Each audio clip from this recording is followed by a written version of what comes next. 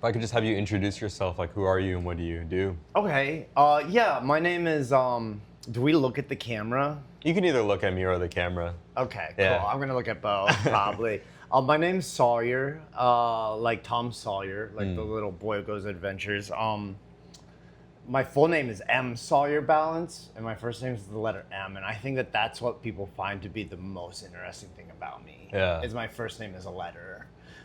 They actually stopped caring about my art. They're like, wait, your mom named you a letter and completely forget about all of this. So, and my last name is Ballance, so you can find me on Instagram. I've been living in New York for about 13 years in August. Yeah. I moved here from straight out of undergrad, and God, I've done all kinds of bullshit here to get by. I worked at American Apparel. Oh, really? Yeah, I wonder if anyone remembers that. I worked there designing window displays. Yeah. One of my big claim to fame was like designing a window display in the Lower East Side by putting pubic hair on the mannequins. Yeah. And it just blew up. It just blew up. Like everyone was just like, you know, American Apparel's latest stunt. Yeah. They're putting pubic hair on mannequins. And I thought it was just like a funny Valentine's Day window. But Yeah. then the Gothamist wanted like an interview, and we got a call from like headquarters in LA. They were like, you can't talk about any of this. This is our intellectual property. And I was like, you're paying me $11 an hour. Yeah. But anyway, so I went to, I guess maybe 10 years later, this was 2023, I graduated from SVA with an MFA in fine arts. It was a great program. I really loved my professors and teachers there, and the students I met are all pretty freaking incredible. And I've been just living here in this live-work loft since the tail end of the pandy, and I primarily work in sculpture, assemblage, which we'll probably take a look at later, Yeah. and painting, which you can see up on the wall. This is, I work in like photo representational, digital collage, it's oil on canvas, and CNC routed MDF, so it's still a little mechanical, or precision based, but I like the process. Did you want to talk about this piece a little bit? Like what is going on, or No, how did you? no, I don't want to talk about it. No. I've been staring at it long enough.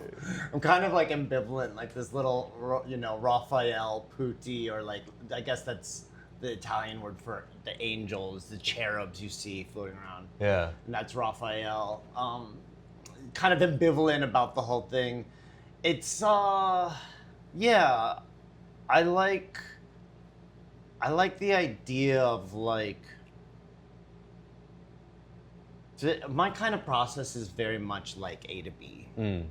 What I do is like, I make a digital collage on my cell phone using a real piece of shit app that's like $4 a month. Yeah. And then I like print that out basically like here, and do like a pretty precise color matching, and then just blow it up and paint it. So it's really, that's kind of like the trick behind it. But what I'm engaged in or interested in more so than just the medium, the process of the painting, I really like the idea of digital. A friend put it really well one day, a designer, a friend of mine. He's like, it's kind of like digital decay. So I like what happens when we warp and when we get like history from digital. Yeah. Like digital used to be like new, but now we're getting to an age where even digital is becoming historic. Yeah. Like, what do you mean exactly by that? By like older things in like technology? Yeah, I mean like literally like a VHS. Like Yeah. half the kids today look at a tape deck and be like, the fuck Yeah. is this? I mean, you know, I'm 35 and I just barely remember VHS. Yeah. But then also like transferring a JPEG from one computer to the other. You know, Yeah. a file transfer, you transfer a JPEG or like an MP3 enough, you start to get holes. You start to get you start to get pixelation, you start to get decay. And it's like avoidable if you use like nicer file formatting, like raw files and stuff like that. But the idea is like, even in a utopic idea, like digital is supposed to be sort of utopia. Yeah. There's still like decay. Yeah. There's still removal. Is that why you tend to have like a little bit of like retroness in, like I would say like that is kind of like a very like retro looking piece. Yeah. I think that the color palette too seems a little retro, right? Yeah.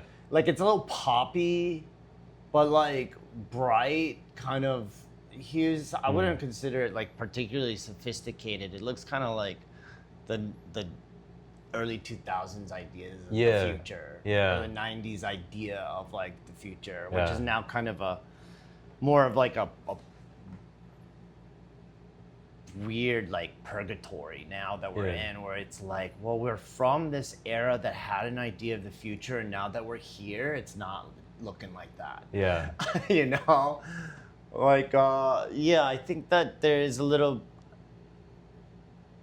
Yes, I'd say, but that's what I mean about the word history. Yeah. It's like, I don't think it's nostalgic. And I think that people could look at this and have a nostalgia, especially if they see the like image and they recognize something that is like extracted from, you know, a previous decade. But like, it's not a nostalgia. It's more sort of like an archive or a chronicle. Yeah. To me, it's more kind of like, this happened once. I don't miss it, but it was very much a big part of the development of this narrative, the story. Why do you think that is that you tend to bring that narrative into your pieces?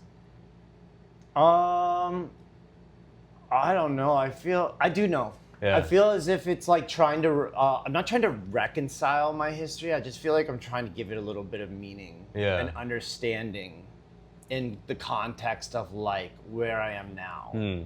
There's this word I really, really love. It's like a French word that was definitely like I read on like Tumblr back in 2009 or something. Yeah. But it was this word. Dan, do you remember Tumblr? Yeah.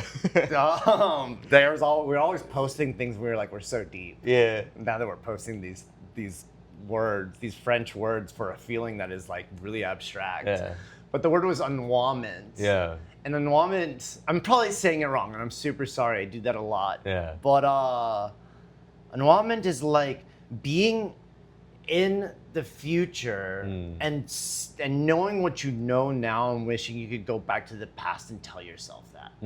Or like, not even like wish you could go back and change the past, but it's like a knowingness. Like, the metaphor was like you're at the front, you know, of like you know, a battle or something, and like you know something that the person not on the front doesn't know. And it's kind of like that journey of like, damn, now I'm here.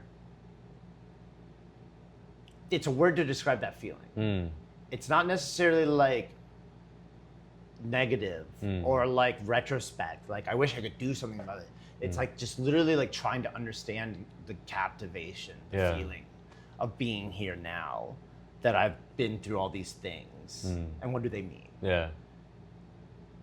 And it's so funny that often ends up looking like decay. Yeah. Just time passing. Yeah. Right? How did that piece like become like what inspired you to make that, and how did you create it? This one that's glowing? Yeah. Oh. Can they see it in the camera? I'm gonna definitely shoot some B-roll over it. But Okay, cool. I don't know. This piece right here. Oh, I wanted to. My sculpture is like diametrically opposed from my painting. Yeah. My painting is like make a collage. It's like very A to B, like step. It's very much like systematic. The painting is like make the collage, and then like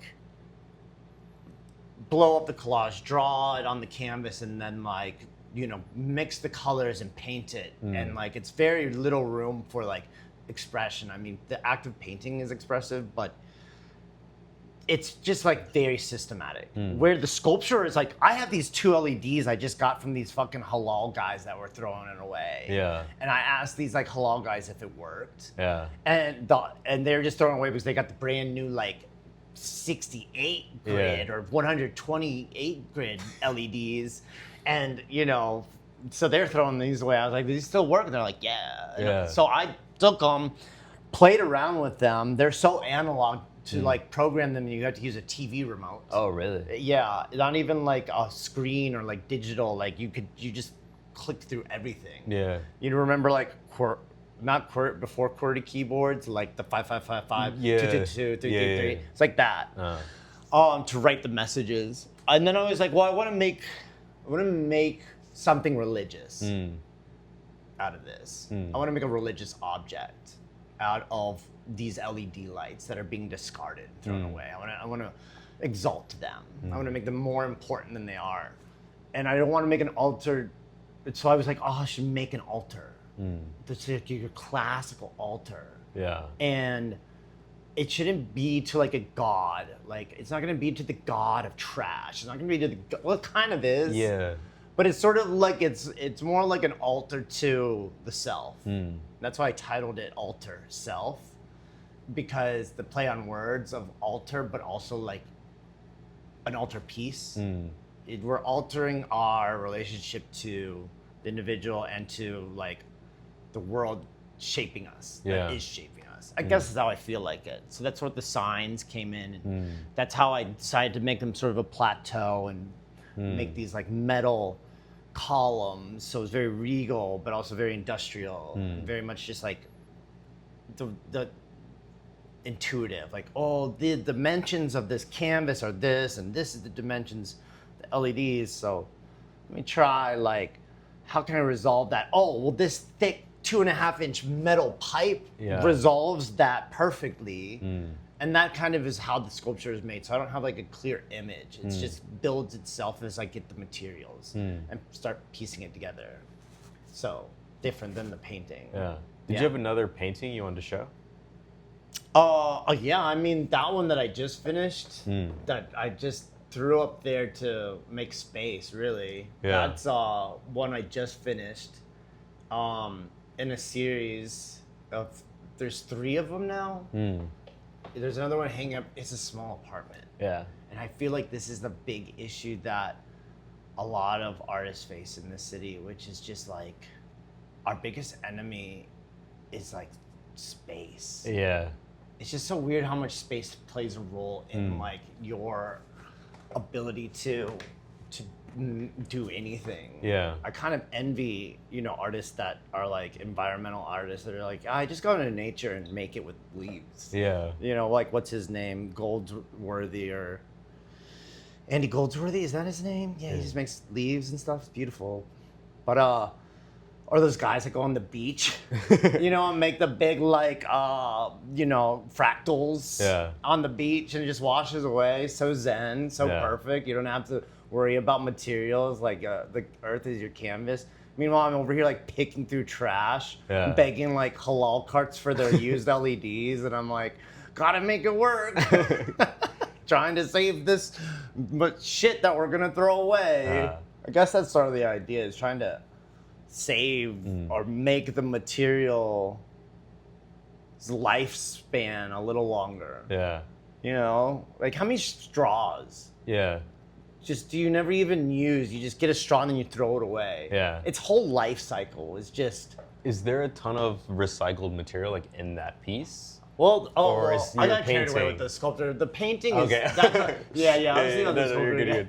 The painting is. No, the painting.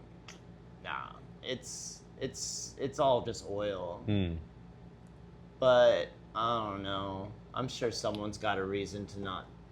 Why did you do like the pills and then kind of like a plant over here and then like the motel? Oh, well, a big idea or like recurring what do you call it, like motive in my work is my like relationship to stimulants. Growing up, I was like clinically diagnosed with ADD. Yeah. And back in the 90s, that was just like it was hot. Like the word neurodivergent didn't exist yet. Yeah. They were just slipping Ritalin in my Oreos. Yeah. You know, they were just like, we need this kid to cooperate. We need him to focus. Yeah. And it's just weird because like I'm 35 now, and I spent a significant amount of my life ingesting a pill. And I just wonder, we're sitting in like a remarkable period in history where reality is like apparently subjective to like a vast majority of people. Like I feel as if previously there wasn't a debate about like empirical evidence and truth. Like reality wasn't malleable. Yeah. Like almost the Matrix like did more damage than it did good in a weird way. Like sometimes I think, like I think like there's like media literacy is super down. So like people are like, yeah, they're talking about, you know, the like QAnon and like secret societies and the you know government, and I'm like, it's a movie about like, I don't know, being trans, bro, like, and philosophy, you know, it's like, so I feel like psychology, like the mind, is constantly it's the new crusades, it's the new battlefield in contemporary times. Like we're not fighting. I mean, yes, there's still wars. Obviously, there's like illegal occupations and genocide and shit like that. But what I mean is like, I think we're all collectively struggling with a new type of enemy, which is like the consciousness. Yeah. Therapy is on the rise. Therapy language is a big thing in that. So the pills and the perspective and the warping, the layering of the images and the way they bleed and blend together is all about that conflict of perspective. Like, is my memory reliable? Did I actually go to the Hilltop Motel with my father on a road trip when I was 11? Or was I just like fucking high on Adderall as an 11-year-old? Just like, what was happening? Was my life a result of these pills, and what role did they play in my perspective reality? And then you don't have to have taken pills for this to be like relevant. I think maybe in a Western sense it is relevant, but largely like you could be anywhere in the world and like you could be subjected to alternative perspectives, propaganda, you know, like certain devices, social media and stuff like that. Like, it's all the pills. We're all the pills. Red pill, blue pill. Like propaganda, left, right. Like communist, socialism. Like this. Like everything just seems to be like coalescing into a very abstract mess. And so is the work. Painting does that too. Do you have you said it was like a part of like a set of paintings? Yeah, there's two other ones. Do you have the two other ones? One's hanging up in that hallway over there, and one's up there on my like storage loft. I ran out of wall space clearly, and they're big paintings. And I want to make more of them because, like I said, I make all my collages on my cell phone. And I'll be like commuting on the subway, designing a 8-foot painting. Just like, and the app is a piece of shit. Like the app is the worst. It crashes all the time. Like I feel like if people I feel like people like love the magic behind paintings, but if you went back at the Renaissance and looked at how they have their paintings, I think you'd be thoroughly entertained. That they were using like camera obscura and projectors. Like the Renaissance, they're famous for using projections. They invented lenses. Like, you know, Galileo had just created the lens, and painters were using whatever tool they had that was contemporary, and me using my cell phone just makes me feel like really participating in like the paradigm. You know, I like it. I'm not ashamed to admit I use a $4 app on my phone to make a collage for painting. I'm still painting it. Did you want to flip one of these around and we can talk about some of these? Yeah. This is another series I'm working on, which I haven't even posted on my Instagram, but it's all part of a series of circle paintings, which in the Renaissance, in Italy, I'm not like, so they called circle paintings tondos. That was the word they used for a circle. Yeah. And like Raphael did it, Caravaggio did it, like they all did it. They all did one. But the way they did it was always still 1 point perspective. It was still like a landscape or a portrait just inside a circle. And I was like curious. I was like, well, what's interesting about the tondo is not the image just being inside a quaint circle, the image being the circle. So that's when I started using like a kind of the app to see if I could sort of like warp and let the circle itself inform the collage as opposed to a rectangular form creating the collage. I make a circle collage, and it ended up kind of happening. What photos did you use for this one because I see it's like you have like a photo there and you have a photo there. Like you like kind of go out do you go out from the center or do you go in from the very back? I usually start from the foreground and build on top of it. So it's quite pyramidal compositionally. Is this like headphones? Yeah. Okay, that's the iPod headphones. Can you tell what this is? The bottom? Strawberry? Yes. Okay. This one right here, this whole background is really hard. Is it another fruit or no? No. It's a mountain. Oh. Like this, the peak. Oh, okay, I see it. Yeah, I see it. Right? Yeah. And I just love that. Yeah. That it's something is like eerily familiar, but you can't quite place it. Like that's when I've succeeded here, Like these are flowers. This is like a, the one of those cute anime like characters, like the cat sleeping, like the little bubble cartoon cat with a little heart over its head, like a Nyan cat kind of type thing. Is that what it's called? The cat that was the Pop-Tart that was like soaring? The one with the rainbow thing? Yeah, I think so. Just it's some cute cat, but it's a different one. Kind of like Hello Kitty cat, or like in this one. Let me move this over here. I always think about like how I played Legends of Zelda when I was a kid and like how helpful that was to learn how to like move a puzzle through space. I don't know if you guys ever played it, but I played that and I love the dungeons were all puzzles. I remember playing Twilight Princess when that came out. That was a really fun game. That one is so underrated too. Yeah. Like I don't think enough people talk about it. Yeah. It was like for the GameCube, for Nintendo, it was like extremely dark. Yeah. Really beautiful graphics. Like the whole color grading was just incredible in it. And the storyline was just so depressing. Yeah, I haven't played one of those games in so long, but I remember them being like super fun. Like, I remember them stressing me out as a kid too. The music was like terrifying. Yeah. Like, I'd have nightmares from some of the songs. I'd be like, I don't know if I can sleep tonight. I'm a kid. Like that was freaky. But I loved it. Yeah. What about this one? This one, you tell me, what can you see? See a bus.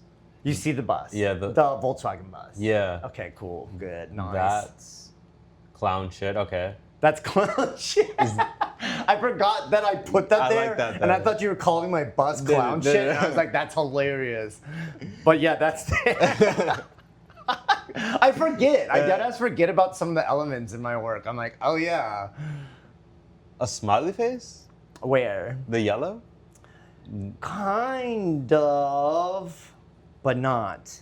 Isn't that crazy? Yellow is such a weird pigment. Yeah. It's extremely, yellow is one of the, it's like, I love all color equally, but yellow, like, sometimes I'm like, ooh, because it's so easily to taint. Yeah. Like if you just get any other color in it, yellow's like, I give up. Yeah. I just can't handle this. But if you put just a little teeny bit of yellow into any other color, it's like fine. This is advanced color, like it'll fuck it up. Yeah. Like it'll throw it way far out of your direction. Like it's such a temperamental medium, like color, pigment. Yeah. And I love the color theory of that. I love it's so temperamental that it's so fragile. Yeah. That it's that it has its own personality. Yeah. And when you get it to this level of like color matching and color theory, like you start to figure out that like pigments have personalities.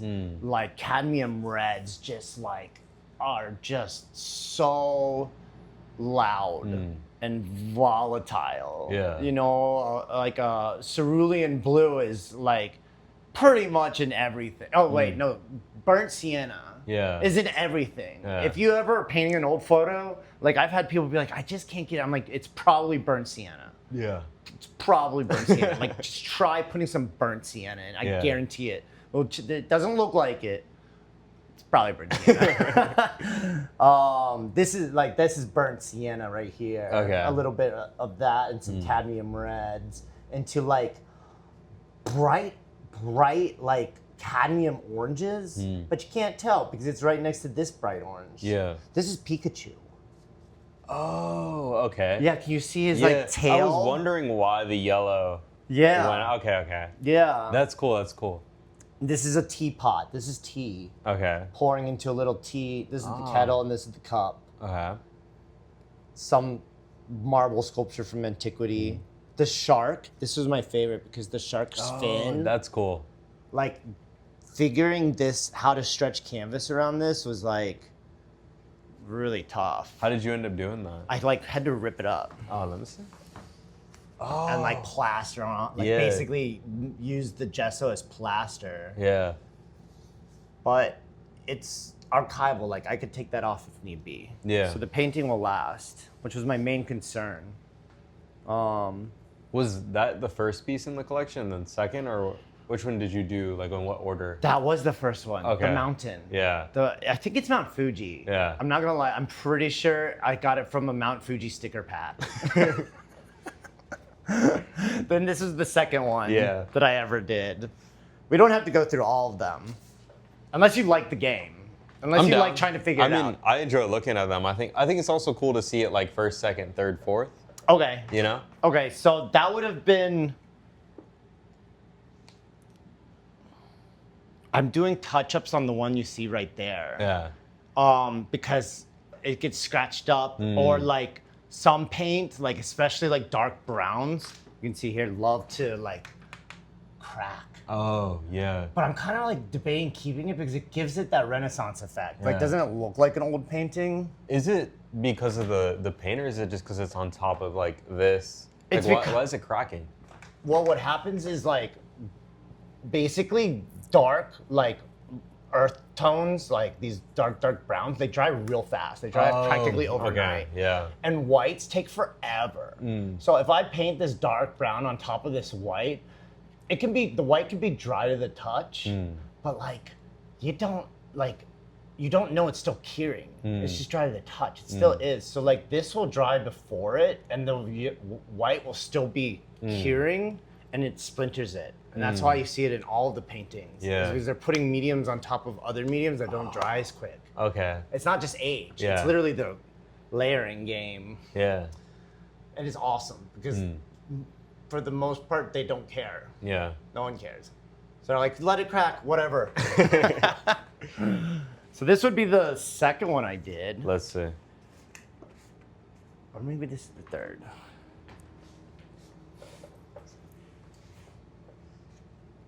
Okay. This one's really tough. Yeah, I'm like.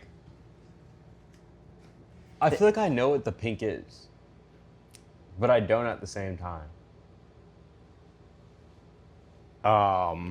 This is a crown right in the center?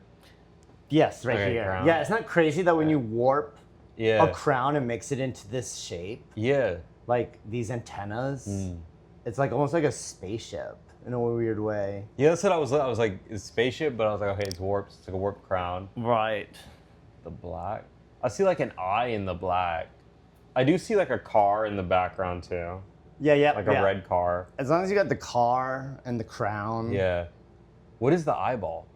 This one? Yeah. It's like a Godzilla eyeball. Oh, okay. I was thinking like maybe like the How to Train Your Dragon. Or something like yeah. But you got the scales. Yeah. You understood it was like a lizardy. Yeah. Right? What is the pink? It's something This? red. Like it's from like some old game. No. Yeah, it's like some digital, like pixelated castle. Okay. I don't know what game it is. Yeah.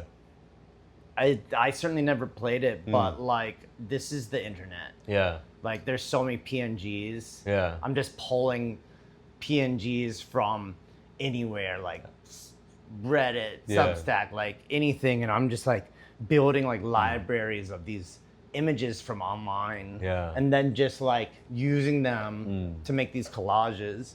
An egg. Oh, okay. I see the egg. Yeah. Venus. Yeah. This is one of the Venuses. I forgot whose. I like can't how remember she the name warps off the top of my around head. with the car though at the same time. Right. You know? Right. It's kind of weird what the body looks like when it's warped. Yeah. It's almost like not terrible. Like these guys don't look that bad. They don't look that bad. But like there are parts like the hand that kind of get weird Yeah. when it gets warped. And then like also on top of that, like warping something that is already a decayed image is already pixelated or like looks like the car is already was small. Yeah. And then I warp it so it makes it even more obscure. Yeah. Skewed? Yeah. Yeah. I don't know. Like skewed. Like skewed? Just skewed? No. It's not like it's like I'm trying to combine skewed and Yeah. obscure. Well, because it does like come skewed because it's like spread out. Right. You know? Right. And then I blow it up larger than it Yeah. was meant to be. Yeah. So it's like even further warping, yet you can Yeah. still kind of like, you get this idea of car. Yeah. You know what I mean? Like it's still salvageable. Yeah. Because you can tell it's a car, but you can tell it is like an old car, and the photos are really like. It's just like it's like losing its quality of the photo, you know? Yeah. Kind of like a memory. Yeah. I love I like everyone loves talking about memories. They're like, Yeah. oh, my opinion's about memory. I'm like, great. So is everyone else's. Like it's not that exciting. But if you're doing something where you're like, you know, it's an unavoidable truth that like, I don't know. I was watching a video on memory recently and the way minds process information and like how many different modalities of thought there are. And basically like memory especially is like extremely malleable. That like your memory, every single, essentially the point it made was every time you retell a story, your memory changes the memory. Okay. Because to remember it, you're just firing these synapses and you're building synapse bridges that are just making up a thing to preserve this thing. So like every time you tell the story again or you remember the thing, you're creating a new synapse. So you're basically changing the memory. I feel like you also remember less of the story the more you tell it. You know, like you remember like the key moment. Yeah. Like the really funny moment or like the moment that you're like, oh, this is why I remember this. But I feel like you tend to like lose like the bits around it. The more you talk specifics become feelings. Yeah. It's like, I think that's the process your body is going through is you're like telling your this memory, you're telling your body you want to keep it because it's important. So your body is converting it from like a short-term memory to a feeling. Yeah. Because that's the best way to store something long-term is to turn it into like a means of processing. Yeah. And that is essentially just emotions. So we're like sitting here like telling our favorite story from childhood, and at this point, like that shit never happened. Yeah. The way you're telling it, like you're just expressing the feeling. Yeah. Like there's no accuracy in a story being told. Yeah. The point is the feeling. The point never was the specifics. Like the point was always the feeling. Yeah. From the get go. Yeah. It wasn't. It's like. It's kind of like people. It's like you don't really remember what the person ever said, but you remember how they made you feel. Yeah. You know? It's terrible design. Yeah. Biologically speaking. Like it's a pretty bad idea. Exactly what happened, but like it's not very like reliable in my opinion. Like I feel like there should be like a better evolutionary pathway we could have taken than just being like, I feel like it's a vibes. Yeah, like you that's feel... how we evolved, was vibes. Yeah. I don't know, but that's the thing is we can't even design something that remembers things perfectly. Yeah. Like JPEGs, like I was saying with the digital decay, like we can't even make a machine that remembers things properly. Yeah. I don't see a lot of people saying that in their paintings. They're just like, I remember growing up here. Yeah. And I'm like, great. What about it? You know? Like, tell me more. Like, give me something conceptual here. It's pretty. It's really pretty. I love how pretty it is, but... And the painting always will have... I mean, it does have the feeling part of it, though. Like, if it is, like, a dark memory for them, it's going to be, like, a dark house, you know? Right. But that's, like, the only thing you're going to get from it, you know? Yeah. Colors. Yeah. Like, honestly, like, I have a pretty photographic short-term memory, but long-term, I'll remember, like, childhood houses being blue and go back and they're, like, tan. Yeah. And I'm like, why did I think it was blue? Yeah. So weird. Or see a photograph. Yeah. And the house is like backwards. Yeah. You remember it backwards, or you remember it on the opposite side of the street or Yeah. something. Weird. Yeah. Weird stuff. It's like it's like almost as if collectively we'd all recognize just how unreliable memory is, like consistently, and be like, oh, okay, I'll take things with a little bit more grain of salt. I'll be a little bit more, you know, conscious of the things that I believe or say. People are like, no, I believe exactly what I think. I'm like, you didn't even rethink what you thought? I don't know. So you can recognize the Sailor some Moon. of the characters. Yeah. The Sailor Moon and like the tigers. Mm-hmm. Yeah. And then the pink, the background is like a mouth. Oh yeah. Okay. And like a lightning bolt, right? Mm-hmm. Okay. So you're seeing there is a consistent vocabulary here. Eyeballs, mouths, eyes, florals, art historical or like modern illustration, like, and then like something that kind of like roots it in a narrative. Like this one has like it's really hard to tell, but this big gray stripe going around it. Yeah. That's like a pistol. So like this makes me think about, I don't know, Texas for some reason. Yeah. It's like children and guns. Like angel children and guns. And Kool-Aid. Yeah, and Kool-Aid. Yeah, drink the Kool-Aid. Didn't that happen in Texas? Didn't the cult that drank the Kool-Aid, wasn't that in Texas somewhere? I think so, yeah. I know there's been a lot of cults in Texas. Yeah. Guns, dead kids, and Kool-Aid. Like, and that chick with the makeup, with the eyes, or dude, I don't know.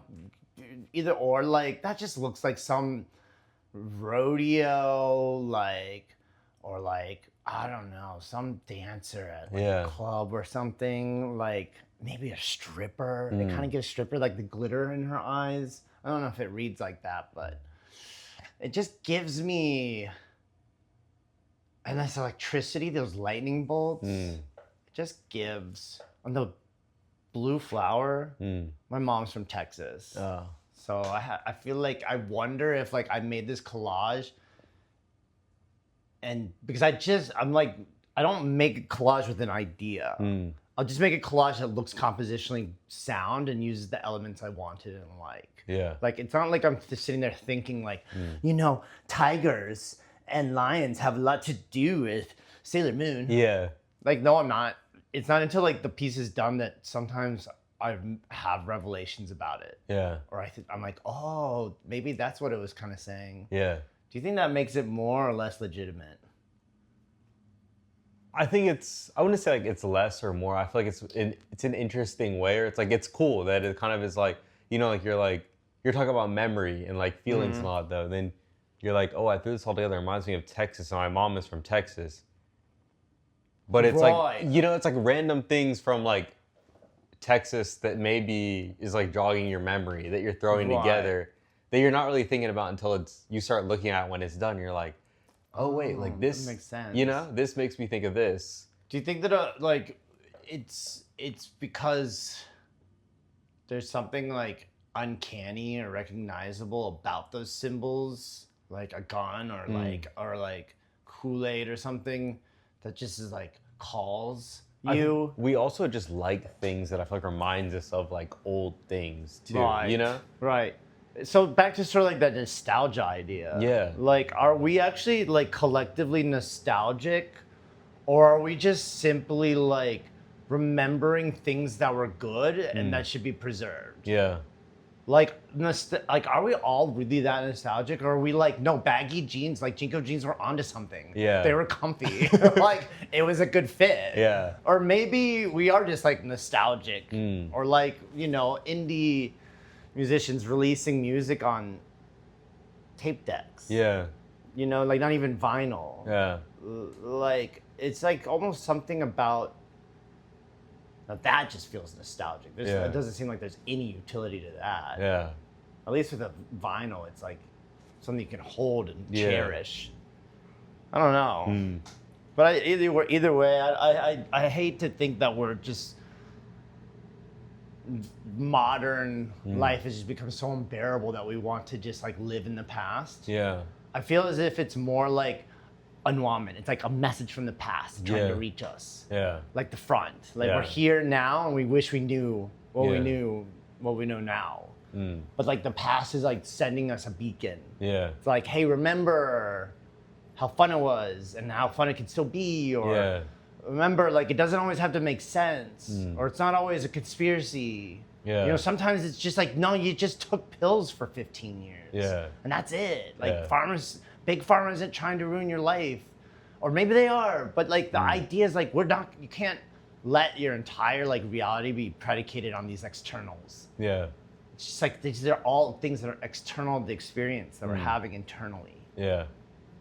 And we're letting them dictate and control us. And instead, I'm kind of just sort of giving the idea of like, it's more sort of like meditative. It's like a peace of mind. Like, why don't you just look at it? Yeah. It's just consuming and layered and complicated, and that's fine. Yeah. You don't have to understand it. You don't have to try to minimize it. You don't have to try to rationalize it.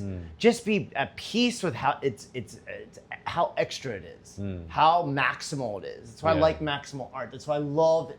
This looks like a bathroom wall and LEDs that are reading a poem, and like it's made of a structure that should move, but it doesn't. That's why they handle it. Like the idea is like just being at peace with like how complicated everything is, how dense it is, instead of just trying to be like, big pharma ruined my life and the internet is dividing us, and like my history and my past is my, you know, me and my experience. It's just kind of being like, whoa.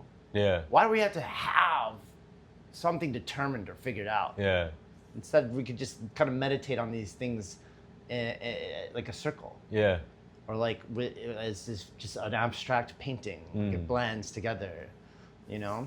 That's sort of where I'm at. Yeah. The work. Is there another piece you would like to show off, or? Oh. Yeah, there is one thing. There is one piece.